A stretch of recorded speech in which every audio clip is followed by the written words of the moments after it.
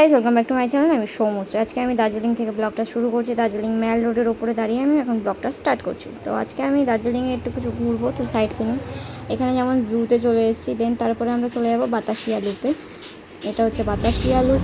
তারপরে ওখান থেকে আমরা চলে যাবো হচ্ছে টয় ট্রেন। দেখছিলাম তো খুব সুন্দর লাগে আমার টয় ট্রেনটা, কারণ আমি দার্জিলিং প্রথমবার গেছিলাম এবং আমার দার্জিলিংয়ের জন্য আলাদা এক্সপেকটেশন ছিল, কিন্তু খুব ঘিঞ্জি জায়গা। দেন তারপরে আমরা চলে গেছিলাম গ্লিনারিসের সামনে। এখানে হচ্ছে গ্লিনারিস থেকে আমি কয়েকটা পেস্ট্রি কিনেছিলাম, এখানে বাস্কেটের মধ্যে দিয়ে কিনতে হয়, তো ওটাই।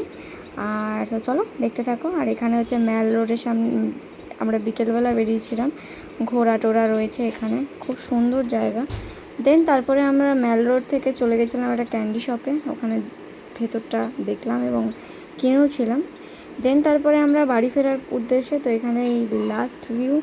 তো দেন তারপরে আমরা বাড়ি ফিরে এসেছি। তো আজকের ভিডিওটা এটুকুনি। আশা